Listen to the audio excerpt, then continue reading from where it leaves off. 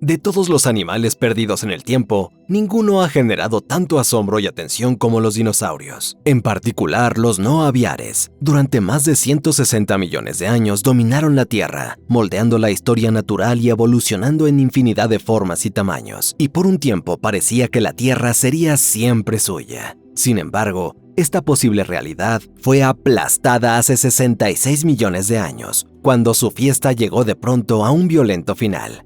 Ya sabes la historia. Un asteroide del tamaño de una montaña chocó contra el planeta con tanta fuerza que un día la Tierra quedó convertida en un páramo apocalíptico, exterminando a los dinosaurios. O al menos es la idea popular, porque aunque los dinosaurios no aviares desaparecieron, los investigadores coinciden en que algunos sobrevivieron al día inicial y quizá vivieron durante cientos o miles de años.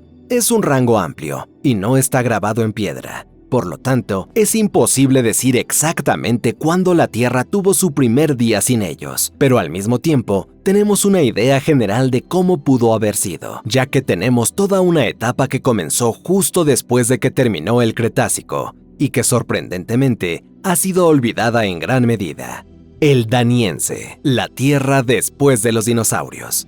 ¿Cómo era? Es bastante claro si fingimos que todos los dinosaurios desaparecieron al instante. La colisión del asteroide causó una devastación física inmensa a escala global, y en gran parte, el mundo habría parecido una zona de guerra sin árboles, plantas, bosques ni animales. Al fin y al cabo, el 75% de todas las especies había sido erradicado, y los supervivientes estaban en malas condiciones y se refugiaban. Además de la ausencia de vida, notarías que el mundo se estaba congelando, y que reinaba una oscuridad inquietante, ya que el asteroide lanzó tanto material al aire que grandes cantidades de luz solar ya no llegaban a la superficie, y durante 3 años habría básicamente oscuridad perpetua. En este tiempo, verías a los hongos apoderarse de las tierras, pues prosperan tras una muerte masiva y no necesitan luz solar, algo reflejado en el registro fósil por una capa en la que los hongos eran extremadamente comunes. Sin embargo, esta tierra apocalíptica probablemente no es la mejor representación del mundo inmediatamente después de los dinosaurios, pues, como mencioné, probablemente se aferraron un poco, y estas condiciones de pesadilla no duraron tanto. El mundo se recuperó sorprendentemente rápido, e incluso la vida volvió al lugar del cráter en apenas unos años. Por lo tanto, para ver cómo era realmente la Tierra tras el reinado de los dinosaurios, conviene saltar esta breve pero sin duda infernal fase y visitar el mundo una vez que las cosas se habían asentado y volvía a estar algo animado, pero con menos dinosaurios. En este momento, el Daniense aún no habría lucido muy diferente a los últimos días del Cretácico, al menos desde el espacio, ya que la mayoría de las masas terrestres estaban prácticamente donde habían estado antes, y pese a algunas diferencias, cualquier mapa se asemejaría mucho al mundo tal como lo vemos hoy. Además de la geografía, el clima tampoco había cambiado mucho con respecto al periodo Cretácico. Las temperaturas eran en promedio más cálidas que las actuales, y la mayoría de las zonas eran más húmedas, lo que daba lugar a muchos ecosistemas subtropicales. Sin embargo, más allá de estas similitudes, la Tierra no podía haber estado más lejos de lo que había sido, y el primer gran cambio que probablemente observarías era el propio paisaje, específicamente los árboles que ahora se alzaban. Durante los primeros días del Cretácico, las coníferas, helechos, monocotiledóneas, secuoyas, ginkgos y angiospermas estaban entre los tipos de árboles más dominantes, y extensos bosques con densas copas cubrían gran parte de la Tierra, proporcionando abundante refugio a diversas formas de vida y suministrando vegetación en abundancia para los gigantescos dinosaurios herbívoros. Sin embargo, en esta nueva era, los bosques eran un poco menos ricos que antes y mucho menos diversos, ya que muchos de los grupos anteriores dominantes habían sido completamente aniquilados, especialmente los helechos y monocotiledóneas. Prácticamente el único grupo que se benefició, al menos temporalmente, de la extinción fueron las coníferas. El género Clazopolis, en particular, era sorprendente sorprendentemente abundante, mientras que Vauprea era también bastante común. Esos pocos árboles y plantas constituían gran parte de la vegetación, lo que conducía a bosques extremadamente homogéneos sin importar a dónde viajaras. Esto cambiaría un poco a medida que el Daniense avanzaba, con las plantas con flores desplazando lentamente a todo lo demás, una tendencia que vemos reflejada hoy, pero la falta de diversidad seguiría siendo un tema en los bosques durante mucho más tiempo. Y al explorar estos nuevos bosques, probablemente llegarías pronto a otra observación además de la diversidad, una mucho más ominosa: los silenciosos que eran. No hacía mucho, estas áreas habían estado llenas de rugidos y bramidos de gigantescos dinosaurios, pterosaurios y demás, y ahora nada, o casi nada, porque la vida animal aún estaba presente, solo a menor escala, literalmente, ya que la etapa daniense albergaba animales mucho más pequeños que antes, resultado del evento de extinción, y ni siquiera los mamíferos que ahora estaban a cargo habían alcanzado aún tamaños modernos, lo que significaba que podías caminar sin preocuparte demasiado porque algo te atrapara. Todo un cambio respecto al Cretácico, pero no todo el legado del Cretácico había sido borrado todavía, pues las formaciones danienses nos cuentan que ciertos animales de la era de los dinosaurios habían sobrevivido a este nuevo planeta, representando los últimos fragmentos de un mundo perdido. Algunos de estos supervivientes incluso se convirtieron en algunas de las criaturas más grandes de la época, y por lo general no eran mamíferos, sino irónicamente reptiles otra vez. Concretamente, los cocodrilomorfos, quienes disfrutaban habiendo salido bastante bien parados de la colisión gracias en gran medida a su diseño físico, sus menores necesidades energéticas y sus entornos que en general estaban resguardados, y como resultado, podían encontrarse en todo el mundo y en muchos casos eran probablemente depredadores ápice, representados por géneros como Botosaurus, Hipposaurus, Thoracosaurus, Champsosaurus y Borealosuchus. Estos dos últimos eran cocodrilos que literalmente convivieron con leyendas, ya que fueron habitantes de Hell's Creek. Estos cocodrilos juntos habrían tenido dietas muy diversas y también eran bastante grandes, a veces superando los 3 metros de longitud, bastante grandes para entonces, y Borealosuchus podía ser aún mayor, llegando a 4.5 metros. La mayoría de ellos terminó habitando ecosistemas someros y semiacuáticos, pero unos pocos optaron por la tierra en su lugar, como los coetáneos Cebecus, un grupo totalmente terrestre que también sobrevivió al asteroide y ahora estaba representado por Sulmasuchus, un género boliviano que era algo pequeño, pero probablemente tenía una mordida bastante desagradable. Y con los dinosaurios fuera de su camino, sus descendientes, concretamente Barinasuchus, acabarían convirtiéndose en los mayores carnívoros terrestres desde el T-Rex. Vaya transformación. Junto con los crocs, otro grupo de reptiles que se encontró prosperando para desgracia de algunos fueron las serpientes, que sobrevivieron por razones similares a sus parientes. Honestamente, deberían haber agradecido al asteroide, porque aunque algunos grupos fueron eliminados, llevó a un nuevo estallido en la diversidad de serpientes, estableciendo un nuevo status quo que ha perdurado, con el principal cambio de que las boas se volvieron bastante comunes y eran relativamente grandes en comparación de la vida daniense, y al igual que los cocodrilos, podían medir más de 3 metros. Otro cambio que habrías notado de nuevo en el departamento de los reptiles fue que tanto las iguanas como los varanos se convirtieron en animales predominantes en varios ecosistemas, con estos últimos uniéndose incluso a las filas de los depredadores principales, probablemente rivalizando en tamaño con los que se ven hoy en día. Y los reptiles parecían seguir ganando, porque hubo un grupo más que de hecho superó a los 3 anteriores cuando se trataba de prosperar, y llegó a ser por un breve tiempo el gobernante de la Tierra después de los dinosaurios. Las tortugas. Tal vez no parecen las criaturas más intimidantes que existen, pero las tortugas son duras, y no hablo solo de sus caparazones, tienen dietas adaptables y un metabolismo lento. De hecho, en lo que respecta a sobrevivir al asteroide, lo hicieron casi mejor que cualquier grupo, incluso mejor que los mamíferos. Los investigadores estiman que el 80% de las tortugas cretácicas pasó al Cenozoico. ¿Adivinas cuántos mamíferos lo lograron? Un mísero 7%. Así, durante un breve tiempo, las tortugas estaban ganando,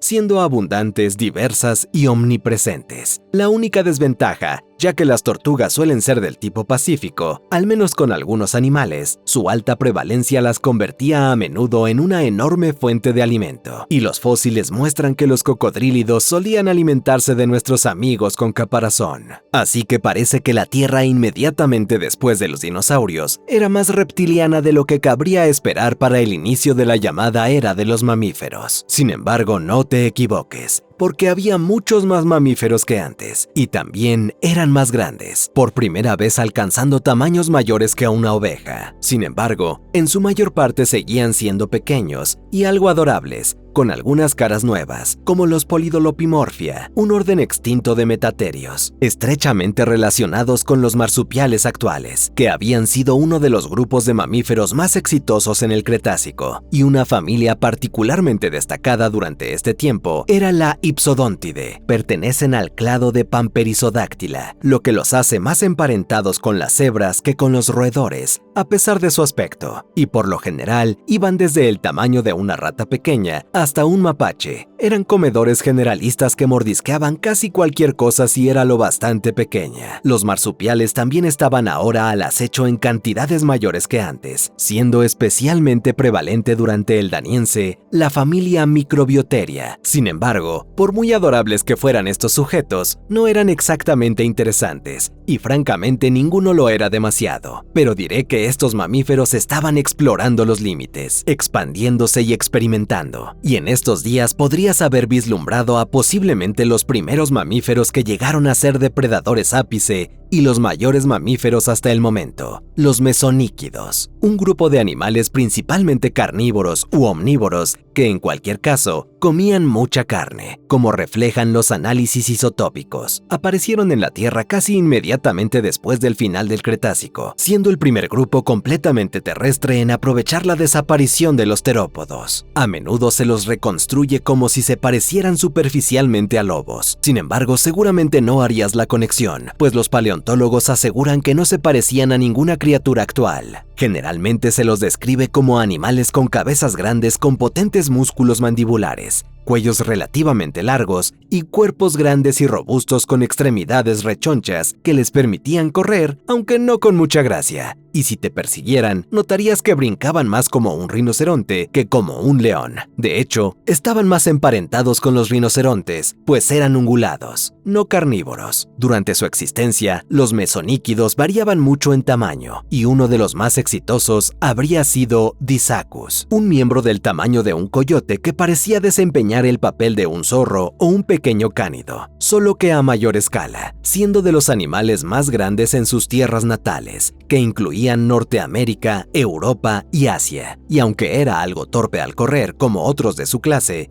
poseía adaptaciones adicionales para la locomoción, lo que hace pensar a los paleontólogos que podría haber tenido un monopolio a la hora de correr sobre todos los demás animales. Algo bastante injusto cuando te das cuenta de que también era el mayor animal de su ecosistema. Y eso solo empeoró cuando los mesoníquidos pronto se volvieron aún más grandes, como lo demuestra Ancálagon, otra criatura del Daniense que alcanzó tamaños similares a los que vemos en los osos modernos. Sin embargo, en mi opinión, eran más aterradores que los osos, por una razón que pensarías que los haría más inofensivos: sus dientes romos. Los cuchillos romos suelen ser más seguros que los afilados, pero Ancálagon invirtió esto, ya que al fin y al cabo tenía que comer, por lo que desarrolló una mordida extremadamente fuerte, eliminando prácticamente la necesidad de dientes afilados. Mataba mordiendo a los animales y luego arrancándoles enormes pedazos de carne. No es una buena forma de morir. Y en última instancia, los mesoníquidos desarrollarían muchas formas de matar en los primeros días de su dominio. Algunos tenían dientes similares a los que se ven en las hienas que trituran huesos, mientras que otros poseían dientes más parecidos a los de un cerdo. Todo se trataba de variedad. También se les unieron los más pequeños pero igualmente interesantes Hyenodonta, sin relación con las hienas reales. Eran una familia de mamíferos placentarios hipercarnívoros del clado Ferae, emparentados con los carnívoros y pangolines modernos, no a los ungulados como los mesoníquidos. Puede que surgieran en el Cretácico tardío, pero solo diversificaron en el Daniense. Al igual que los mesoníquidos, tenían cráneos relativamente grandes, pero se diferenciaban por tener mandíbulas esbeltas y cuerpos delgados. también eran más pequeños. Los Hyenodonta danienses no solían pasar del tamaño de un perro mediano. Sin embargo, tenían el olfato superior que les permitía ser rastreadores expertos, y sus dientes eran mucho más afilados, diseñados para cortar y no para triturar. A la larga, su diseño atormentaría a los mesoníquidos. Aunque estos gobernaban el daniense, los Hyenodonta acabarían tomando el relevo, convirtiéndose en los principales depredadores del Oligoceno y alcanzando tamaños mayores que un oso polar, pero por ahora permanecían pequeños. Al parecer, ser pequeño y carnívoro era una norma entonces, ya que otros grupos carnívoros que podrías haber visto incluían avivérridos, miácidos y simolestos, que en algunos casos también eran omnívoros y herbívoros. Así que entre estos cazadores y los pequeños herbívoros que recorrían las tierras, vemos a quién reemplazó a los dinosaurios no aviares. Pero ¿qué hay de los pterosaurios? También dominaron los cielos por millones de años. ¿Quién los reemplazó? Pues en ese momento, no mucho. De hecho, los insectos mandaban, y ni siquiera ellos se habían recuperado del todo. Buenas noticias para quien no soporta a los bichos. Y lo mejor es que de los grupos que quedaban, uno de los más prevalentes eran las mariposas, un cambio agradable para variar. Por supuesto, también tenías volando a los restos de los dinosaurios, las aves. Sin embargo, al igual que los insectos, estaban sufriendo, y al contrario de la opinión popular, solo un puñado de ellas superó el Cretácico. Y aunque hoy son sin duda las reinas de los cielos, todavía no habían alcanzado ese punto durante el Daniense, y su recuperación total les llevaría 15 millones de años. Pero, ¿sabes que no tarda millones de años? Dar like y suscribirte al canal. De verdad es de mucha ayuda. Al final, en la Tierra no estaba lo más emocionante después de los dinosaurios, pero esto se compensó un poco con lo que ocurría bajo el agua. Al igual que en tierra con los dinosaurios no aviares, los océanos y mares también habían perdido a sus gobernantes indiscutibles, los grandes reptiles marinos como mosasaurios y plesiosaurios. Sin embargo, en su ausencia surgió un nuevo grupo que una vez más sobrevivió sorprendentemente intacto y no era precisamente más reconfortante que enormes reptiles marinos. Y por supuesto me refiero a los tiburones, montones de ellos. De las 28 familias de tiburones conocidas durante los últimos días del Mesozoico, solo 3 se extinguieron, dejando 25 grupos aún nadando en el Daniense. Y no eran precisamente grupos pequeños o tímidos, ya que entre los numerosos géneros encontrarías al mayor depredador vivo en el planeta en ese momento. Una razón bastante buena para no nadar. El Otodus, que significa diente en forma de oreja. Este género pertenecía a los grandes blancos, que se cree descendía directamente del tiburón Cretolamna, y con la ausencia de los mosasaurios gigantes, Otodus pudo aumentar rápidamente de tamaño, y en menos de medio millón de años después del Cretácico, ya no había una, sino 2 especies de Otodus deambulando, que igualaban los tamaños de los grandes blancos, lo que les permitía comer lo que quisieran. Normalmente tortugas marinas y peces. También existe la posibilidad de que hubiera una tercera especie en escena, la Obliquus, lo que de ser cierto era mal presagio, pues esta especie alcanzaba 9 metros, y aunque el Otodus y los suyos no tenían rival en cuanto a tamaño, definitivamente no fueron los únicos tiburones que aprovecharon este mundo más vacío, ya que se les unieron otros géneros que incluso han llegado hasta hoy, como Lamna y Nebrius, y como ya mencioné, las tortugas marinas también arrasaban en las aguas del Daniense, al igual que las anguilas, pues estaban produciendo mucha diversificación en ese momento. Además, aunque no son marinas per se, también fue ahora cuando la Tierra vio el auge de la familia Anguilidae, un grupo de peces de aletas radiadas que incluye a las anguilas de agua dulce. Así que los amantes del unagi deberían agradecer a la roca espacial. Y junto con este grupo, también aparecieron los primeros peces sable, un grupo que al igual que las anguilas de agua dulce, existe actualmente, y son peces depredadores con cuerpos superficialmente similares a los de las anguilas, aunque tienen un aspecto algo más feroz. Al final, no fueron los únicos peces extraños que surgieron a principios del Cenozoico, pues uno de los más raros apareció justo al lado del cráter de impacto no mucho después de su formación. Y era muy raro, quizás se mezcló con polvo de meteorito. Era Icalostomus, un género completamente extinto que pertenecía a su propia familia, de la cual es el único miembro conocido, y puede resumirse simplemente como un pez trompeta de aspecto alienígena. ya que estaba completamente blindado, un poco como el placodermo. Sin embargo, su armadura era aún más extraña que la típica de los placodermos, siendo muy rugosa, asimétrica y sobresaliente, lo que le hacía parecer un trozo viviente de coral o algún otro objeto inanimado con un serio recubrimiento de percebes. Y aunque no sabemos mucho sobre esta criatura, aparte de su extraña apariencia, sí sabemos que era importante, porque su existencia significaba que la vida marina cerca del cráter del asteroide se recuperó rápidamente y aparentemente albergaba depredadores también, a juzgar por la presencia de su armadura. Y extraño parecía ser la tendencia en los peces del Daniense. Les presento Edaphodon. Este género en realidad era un remanente de la era de los dinosaurios, evolucionando durante el Cretácico temprano, pero seguía siendo una visión bastante común. Todo lo que sabemos sobre él apunta a que era un tipo de pez quimera, y no me refiero a la criatura mítica, sino al pez que es pariente de tiburones y rayas que todavía nada en los océanos de hoy. Pero a diferencia de sus parientes vivos, este tipo era enorme.